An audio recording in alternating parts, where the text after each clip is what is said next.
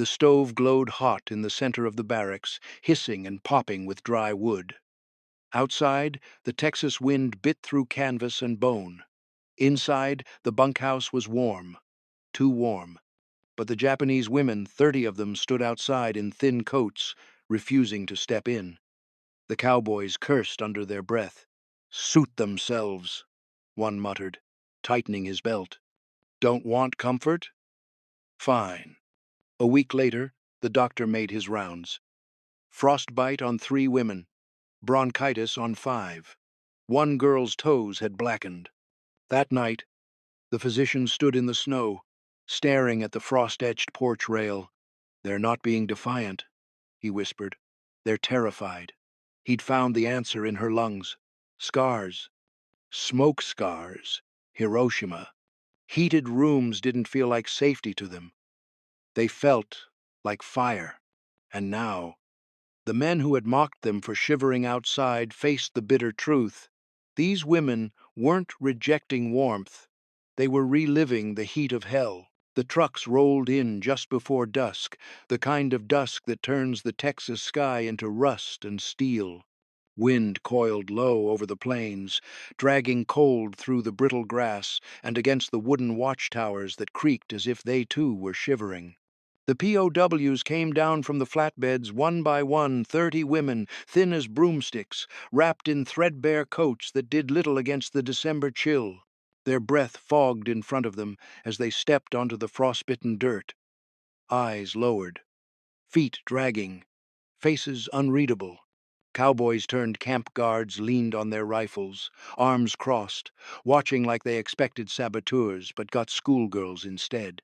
The guards were told they'd be overseeing enemy assets, trained auxiliaries from the Imperial Japanese forces. But what they saw were shadows of women, nurses, clerks, teenage volunteers barely keeping upright. Some had no gloves. One had socks wrapped around her ears. A few tried to huddle close together, only to be snapped into line by an American sergeant's bark. "Let 'em find their own footing," one cowboy muttered, flicking a toothpick across the dust. "They're not made of glass." The barracks had been cleaned for their arrival. They were simple wooden structures, long and rectangular, built fast but sturdy. Inside, Army-issued stoves burned with cut cedar and mesquite, their warmth slowly pushing back the cold from the corners. Wool blankets were folded at the foot of every bunk. A pot of stew simmered in the mess hall. It wasn't much, but it was more than any of these women had likely seen since the war began. But when the guards gestured them inside, the women hesitated. One stepped forward, only to stop in the doorway, blinking at the red-orange glow of the stove inside. She backed away. Another clutched her coat tighter and stood like stone. Eventually, the women walked in, but they avoided the center of the room, where the heat was strongest. Some stood near the windows, some pressed against the far wall. When night fell and the guards made rounds, they found several of the women lying on the floorboards far from the stove, curled in corners, stiff with cold. At first, it was just peculiar. By the second night, it was infuriating. "They won't get near the heat," one guard complained, pouring coffee from a tin pot, steam swirling in the lamplight. "Think we're cooking them alive in there or something?" "They're freezing," another replied. "We're giving 'em what we got, and they spit on it." A cowboy named Roy, tall with a limp from an old rodeo injury, shook his head. "Let 'em freeze if they want to," he grunted. "Ain't our job to tuck 'em in. If they want to play snow statues, that's their problem." But it wasn't just the cold that made the situation strange, it was the silence. The women never complained, never asked for more blankets, never spoke to the guards unless spoken to. They followed orders, lined up, took their rations, but when dismissed, they returned to their corners, their backs to the stove. One guard tried to move a cot closer to the heater for a girl who had a cough. She quietly dragged it back while he was gone. Some guards laughed about it in the mess hall. "Maybe they worship ice," one joked. Or maybe they just don't like American heat. Others began to wonder. A corporal asked the translator if something in their culture forbade heat. The translator shrugged. No, she said slowly. Not heat. Maybe memory. But most of the cowboys chalked it up to pride. They're stubborn, Roy said, spitting into the frost. Still think they're soldiers. Still think it's war. And so, night after night, the stoves crackled with warmth, and night after night, the women stayed close to the shadows, their thin coats barely stirring in the heatless corners, as the cowboys watched from the porch, wondering why anyone would choose the cold. The first one to fall was a girl named Hannah, though no one knew her name at the time. She collapsed during morning roll call, her body folding into the frost like a marionette with its strings cut. The guard shouted, startled, and the others barely flinched. They'd seen worse. But the medic on duty, Lieutenant Carlton Baird, dropped to one knee beside her, pressing 2 fingers to her neck, then lifting her wrist. Pulse, faint, breath, shallow. Her skin, when he brushed back her hair, was pale and slick with cold sweat. She needs heat, one guard said. Bring her inside. She won't go, another replied. She's one of the ones who sleeps by the wall. That afternoon, Baird examined her inside the camp infirmary, a drafty outbuilding with peeling paint and cabinets that still smelled of iodine. He placed a stethoscope to her chest, expecting congestion. What he heard was worse, crackling, not wet but dry, like wind through brittle paper. He ordered an X-ray. The machine whined, and the image slid out minutes later, grainy and gray. He stared at it for a long time. It wasn't pneumonia. The patterns didn't match. There was no fluid buildup, no viral inflammation. Instead, he saw linear scarring deep in the lower lobes, old and permanent. Smoke damage. He blinked, checked the name again, then called for another scan. This time, a second girl. Same result. A third. Again. That evening, Baird sat alone in the infirmary office. A file open in front of him, the stove hissing quietly in the corner. Outside, the wind gnawed at the windows. On his desk lay 3 X-rays.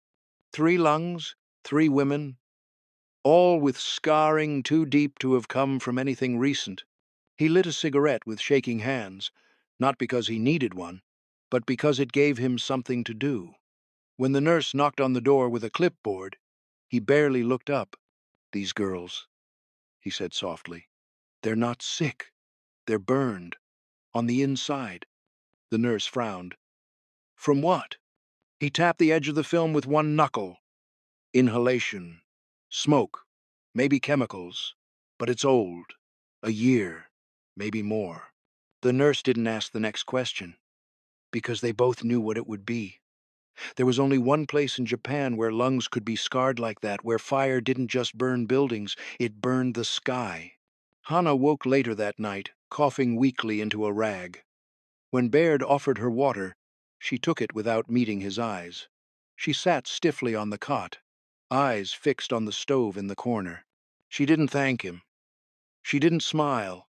She just pulled the blanket tighter and stared at the flame like it was a warning. Over the next week, more women were brought in for inspection. None of them complained. But their lungs told stories their mouths would not. Scars, adhesions, bronchial narrowing. Not one of them said the word Hiroshima. Not one of them had to. Baird began to understand something the cowboys didn't. This wasn't about stubbornness. It wasn't about discipline or pride. The heat reminded them of something, not warmth, but death. He tried to explain it to one of the guards. Roy, the tall one, with the limp. You think they're just being difficult, Baird said, holding up one of the films. But look at this. These scars didn't happen here. This isn't frostbite. This is fire from another world. Roy squinted at the image, unimpressed. So what do you want us to do? Let 'em freeze? Baird exhaled slowly. the smoke curling upward like memory. No. But maybe stop blaming them for being afraid of something we can't see. That night, he watched from the infirmary window as the women filed back into the barracks, stepping carefully around the stove, as if it might explode. Some stood all night near the door, blankets clutched tight, unwilling to sleep too close to the flame. Baird didn't speak. He just closed the curtain, sat down, and marked the files with a single word, under diagnosis: survivor. She was 19 when the sky burned. Her name was Emiko, though in camp she barely spoke it aloud, and few ever asked. To the guards, she was just another silent girl in a line of silent girls, thin, alert, obedient. But Baird remembered her because she never sat, not near the stove, not on the benches, not even during meals. While others folded themselves against the walls, Emiko stood by the window, hands at her sides, always watching. Still as stone, always watching. But before the barracks, before the shivering silence, there had been a different kind of fire. It had started as a morning like any other in Hiroshima. She had walked to the school hospital where she worked as a nursing assistant, her hair pulled back in a ribbon, her satchel holding little more than a pencil, a rice ball, and a cloth-wrapped first aid kit. The sky was blue that day. No planes, no sirens, just the hum of cicadas and the occasional cart on the stone road. She was in the linen room when the bomb fell. The light came first, blinding, white-hot, unreal. It didn't explode so much as erase. The windows shattered inward, glass turning to dust mid-air. A breath later, the building lurched, cracked, and began to fall. Emiko was thrown beneath a collapsed beam, the ceiling pancaking down in waves of smoke, blood, and timber. Fire swept through the corridors like it had a destination. She could hear people screaming, but only at first. The sound didn't last long. She crawled out by instinct, not hope. One eye was swollen shut, her right hand burned raw. The floor beneath her was too hot to touch, and the air blistered her throat. She passed a girl younger than her, face down in the courtyard, hair smoldering. Beyond that, there were no bodies, only shapes of bodies, bleached into walls by the flash. Her shoes melted. Her lips cracked. Somewhere, a bicycle wheel spun uselessly in the rubble. She didn't remember walking, only that eventually, hours or maybe days later, she woke in a shelter outside the city. Her skin had cooled, but her blood still whispered heat. Years passed in weeks. The Empire surrendered, uniforms were burned, officers vanished. And then the Americans came not with rifles, but with clipboards. Her name was written down, misspelled. She was placed on a boat, then a train, then a truck, until one winter morning she stood on the frost-bitten soil of Texas, staring at a stove she could not go near. What the Cowboys didn't understand was that Emiko's fear had nothing to do with defiance. It was memory. Every fire crackle sounded like the beam falling above her head. Every breath of smoke dragged her back into burning corridors. The warmth in the barracks wasn't warmth, it was threat, betrayal, a cruel echo of the heat that had taken everything and spared her only to carry the memory. She said nothing. She never told the guards or the other women. Even the doctor who looked into her lungs and saw the scars didn't know the story. There were no words in English or Japanese that could make sense of what it meant to walk out of a city erased from the map. So she didn't sit, because sitting meant relaxing, letting go. And she knew better. In camp, her posture was mistaken for pride. And each night, when the barracks filled with warmth and blankets and slow-breathing silence, Emiko stood with her back to the stove and her face to the window, watching a sky that had once caught fire and never truly gone out. She wasn't alone. All across the camp, other women mirrored her silence, her stillness, her distance from the stove. It was unspoken, but understood. Some clutched their blankets while standing. Some slept upright, backs against the wall, eyes half open. The guards thought it odd. Baird noted it in his journal. But for the women themselves, it was as natural as flinching from a wound that never healed, because to them, warmth no longer meant comfort. The fire that crackled inside the metal stove didn't sound like safety. It sounded like the roar of collapse. The smell of mesquite smoke, which reminded the Americans of winter cabins and campfire beans, reminded the women of burning skin and melting roofs. Even the color of the flame was familiar, the wrong kind of familiar. It was the same orange that flooded their vision just before the world split open. They didn't talk about it outright.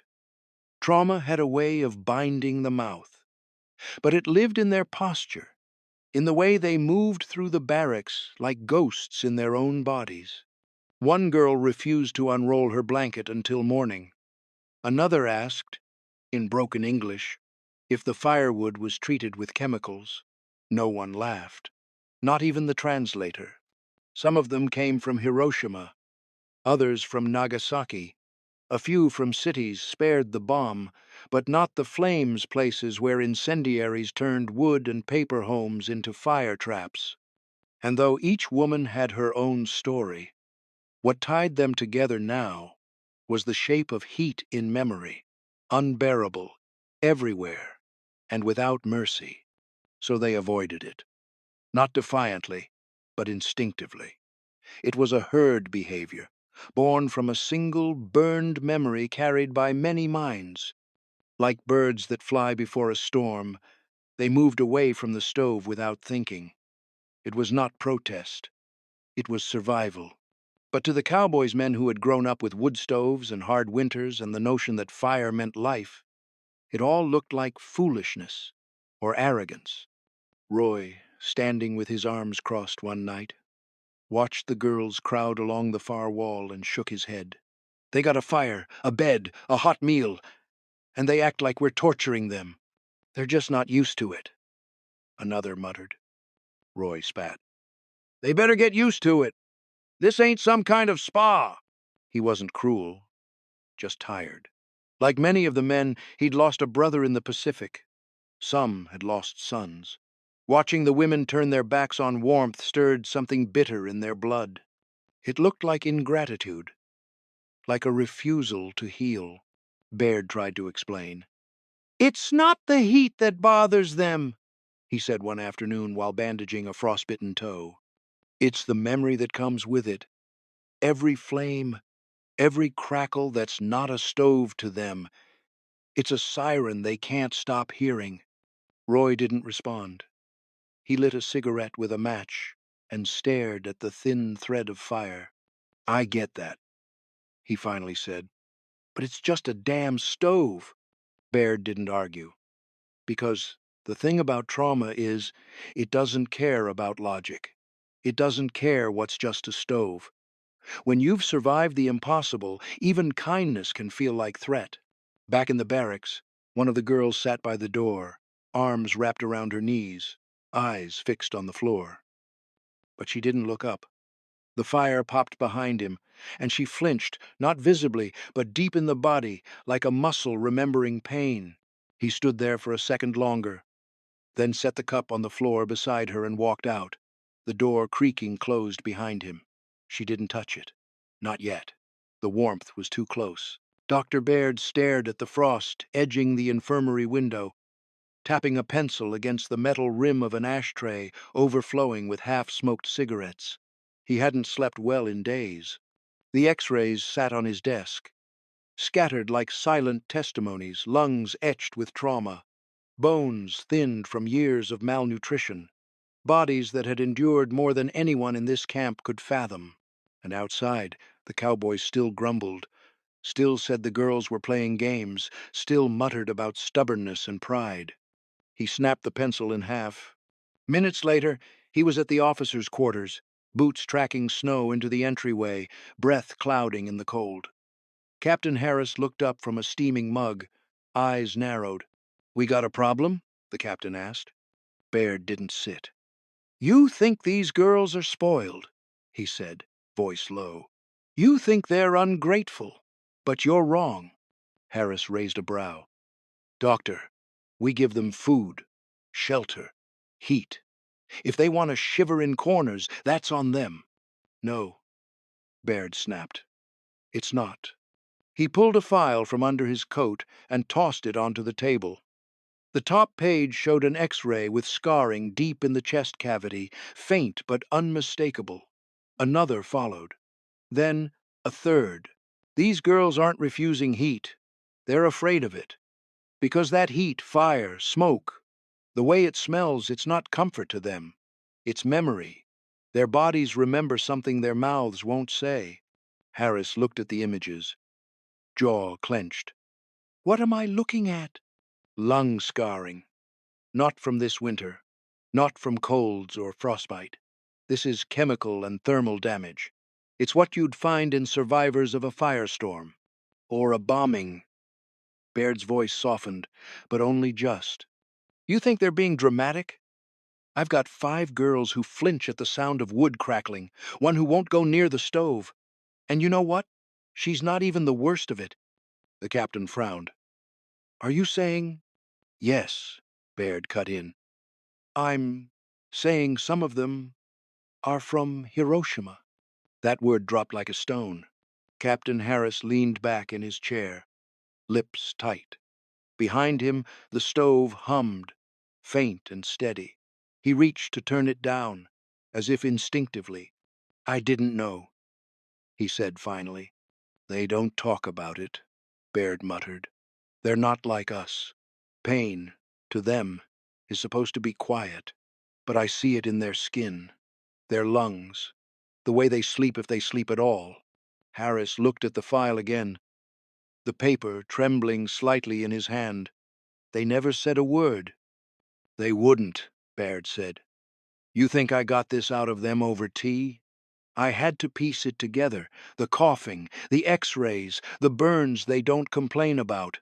He paused, the anger in his face softening just enough to let weariness through. They're not defiant. They're haunted. Outside, a guard called roll. A whistle echoed across the yard. Harris rubbed his forehead like trying to erase something he couldn't understand. So what do we do? He asked. Baird sighed. Stop treating it like discipline. Don't force them near the fire.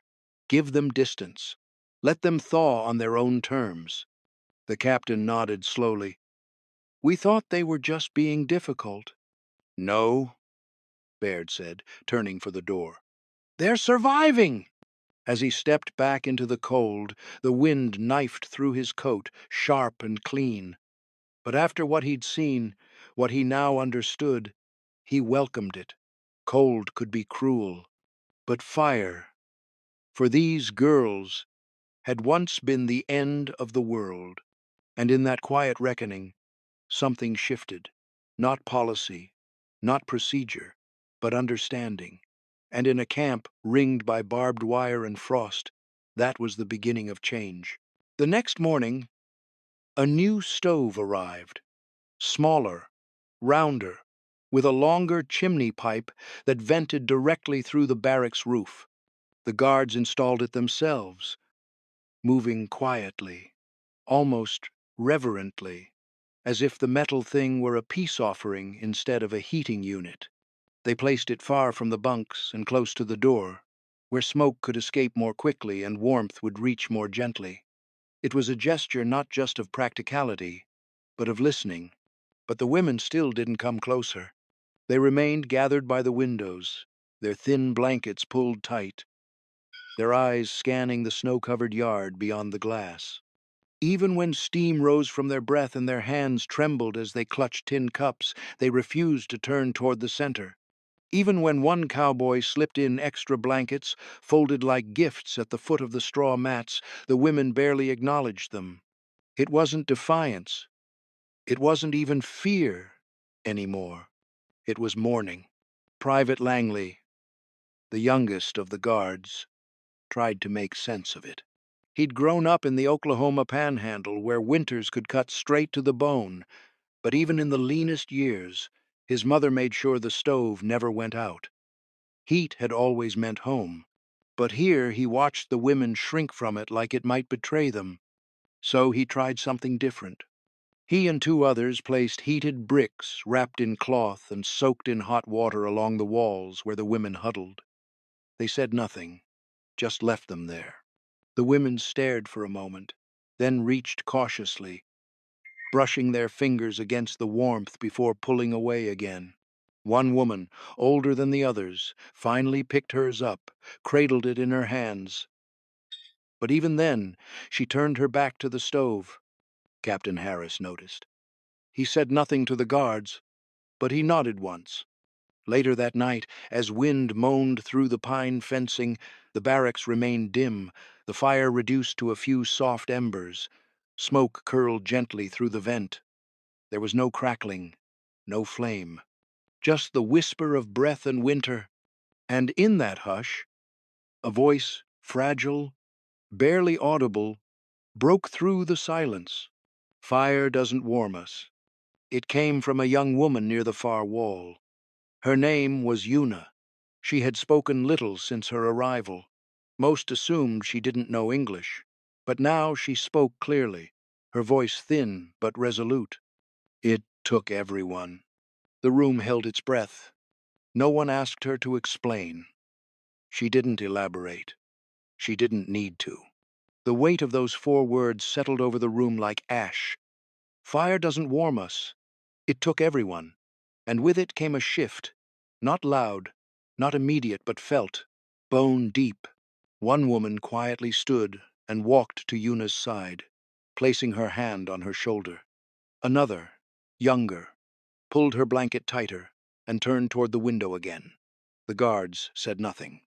A few stood just beyond the doorway, listening through the wooden walls.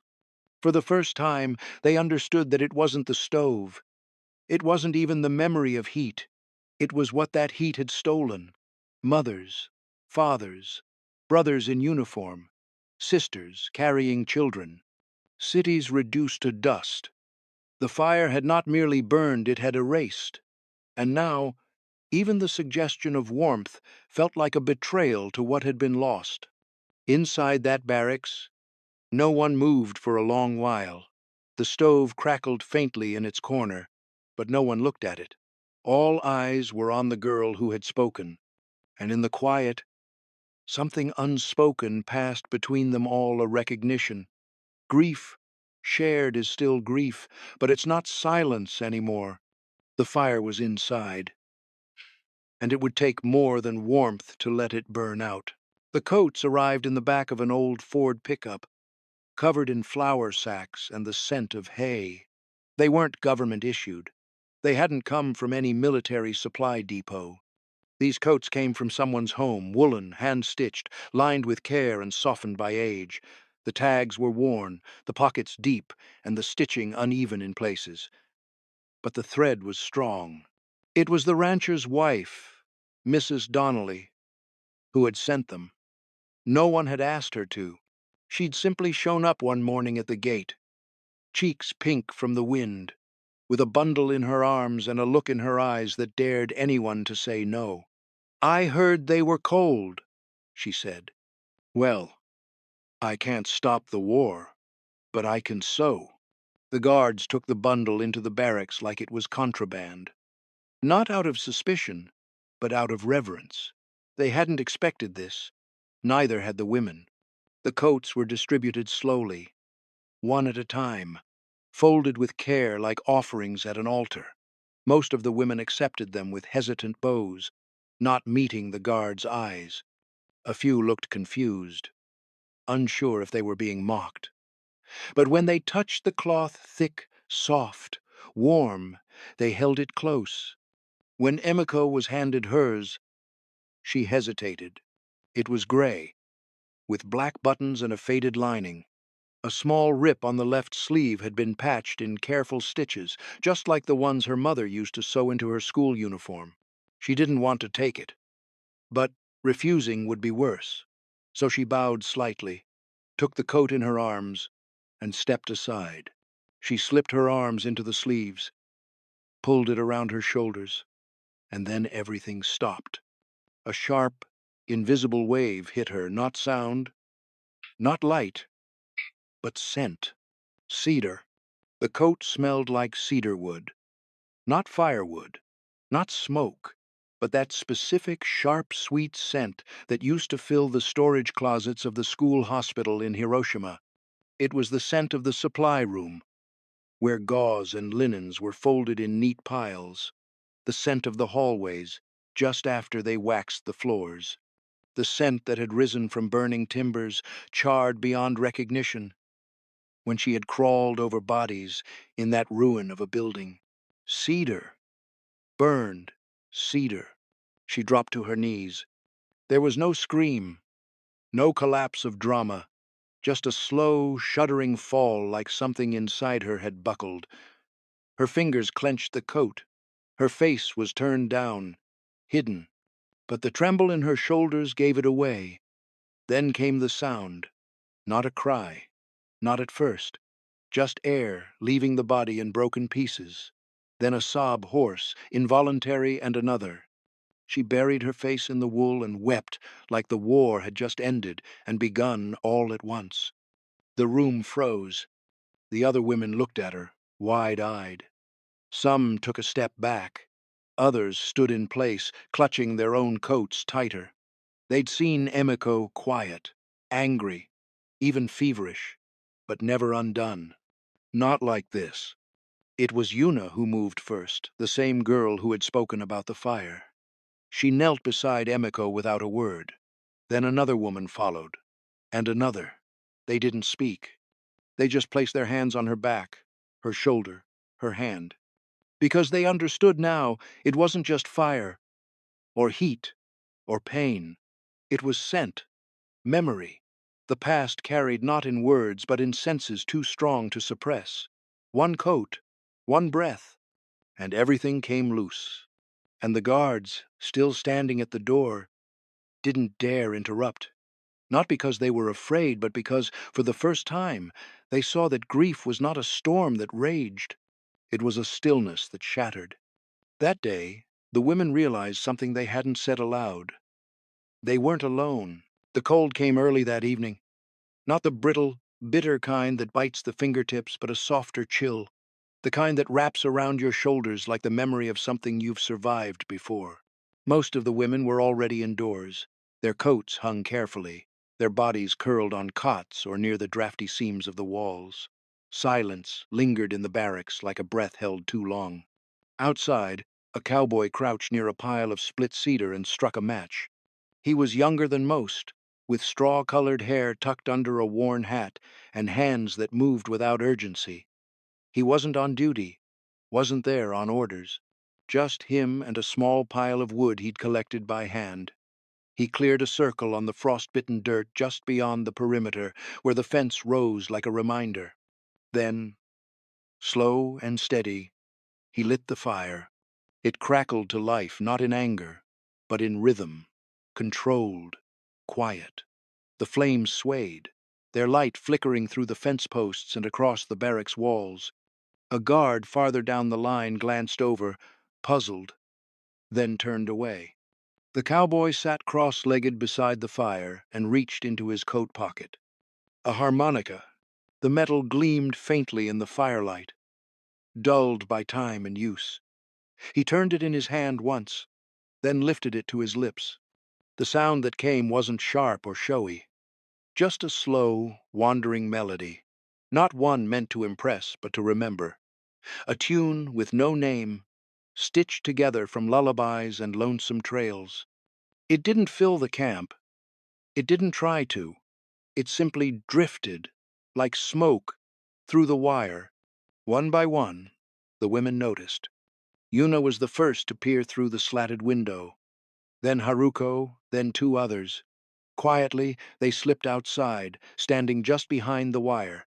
Not close, not obvious, just there, watching. The firelight danced on their faces in broken rhythm, interrupted by the chain link. It made their expressions harder to read, but the stillness said enough. No one spoke. No one moved. Then, from somewhere near the back, a sound, barely audible, a hum, a single voice, breathy and unsure, rising with the melody. It wasn't Japanese, Not exactly. Just tone matching the notes, not the language. Yuna's lips didn't even part at first. She hummed, like someone exhaling a secret, and slowly the air shifted. More women emerged, coats wrapped tight, drawn not by heat but something gentler. Memory, maybe, curiosity, or the miracle of sound that didn't demand anything in return. The cowboy didn't look up, didn't speak. He just played. For the first time since their arrival, warmth came without smoke, without fear. No flames roaring through rooftops, no ash sticking to the back of the throat. Just a small, open fire that asked nothing, offered no harm, only presence. It was the first night none of the women flinched at the scent of burning cedar. No one crossed the fence. That line held, but something passed through it anyway, something quieter than speech and deeper than gesture, a kind of permission, a reminder that not all fires burn, and not all silence means nothing. The melody wound down like the last page of a letter. The cowboy set the harmonica down in his lap and leaned back, watching the flames curl inward. None of the women clapped, but they didn't leave right away either. They stood a little longer. Then, one by one, returned to the barracks, their steps slower, lighter. Behind them, the fire burned low, and the cold didn't feel quite as cruel. If you're finding this story powerful, please like the video and drop a comment below telling us where you're watching from. We'd love to hear your thoughts. The cold that week came down harder than the last, the kind of frost that crept under door seams and curled in through the cracks in the barracks floorboards.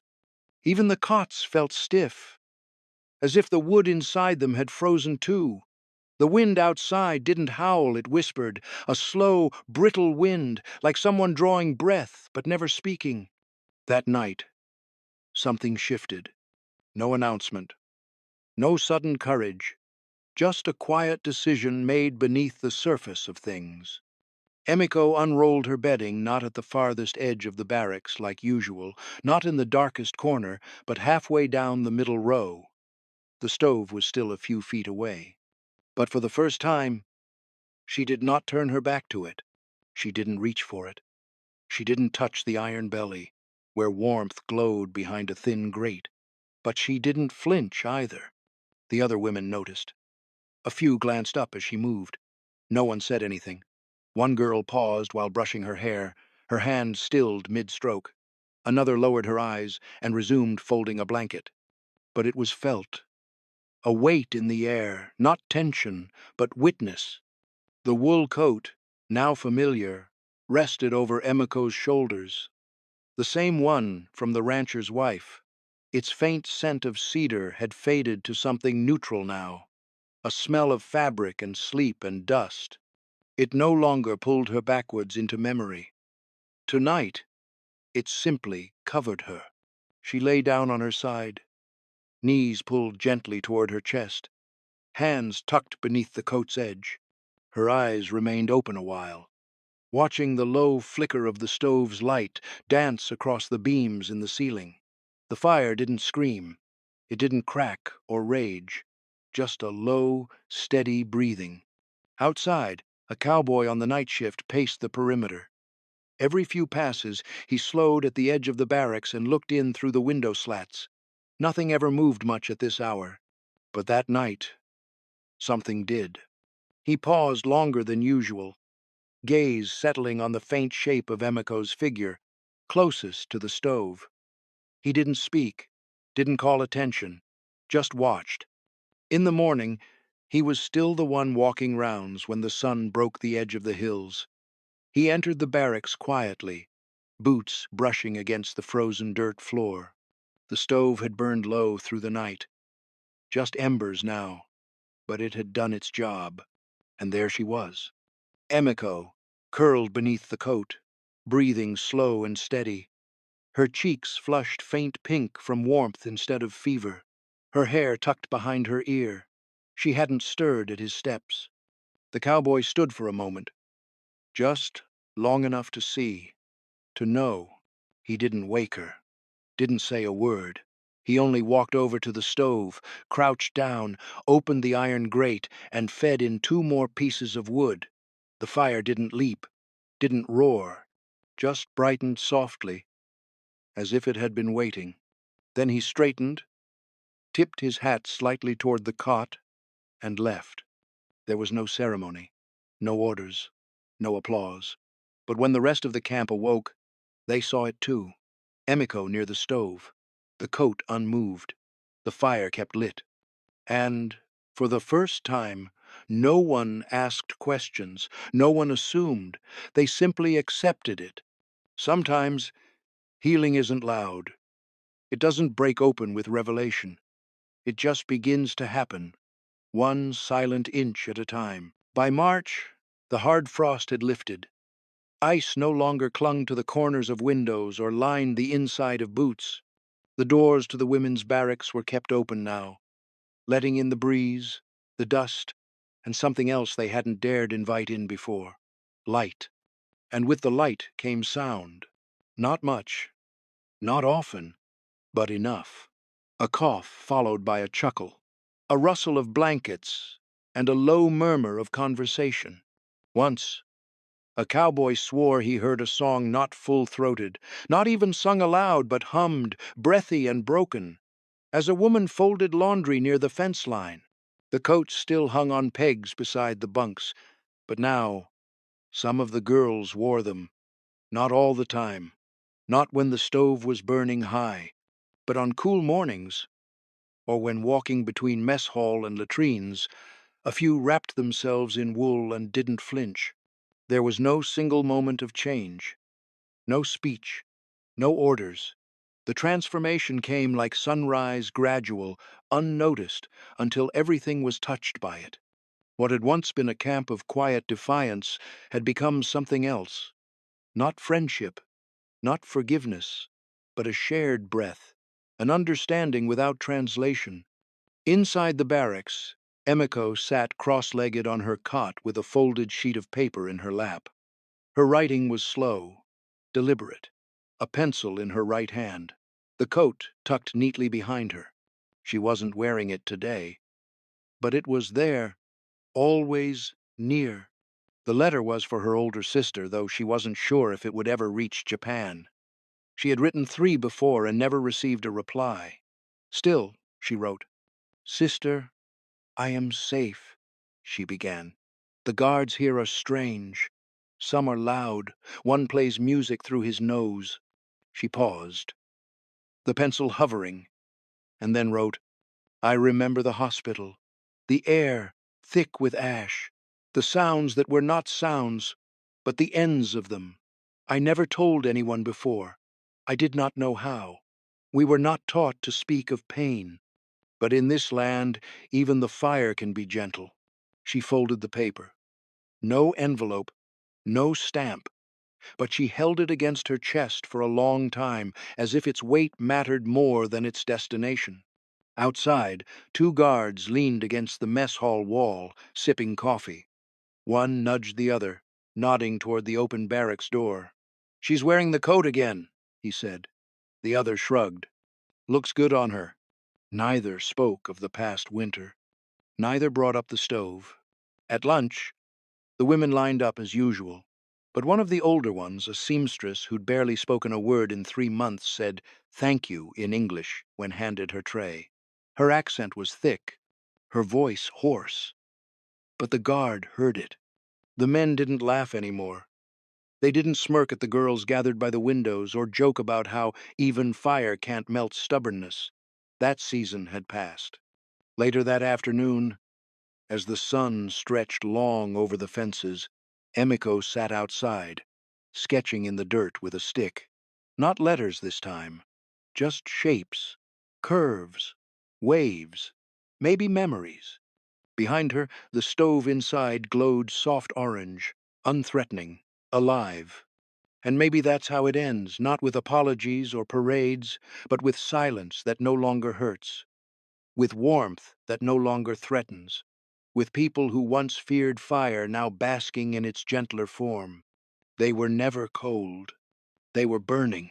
If this story moved you, please like the video and leave a comment below saying where in the world you're watching from. These stories deserve to be remembered.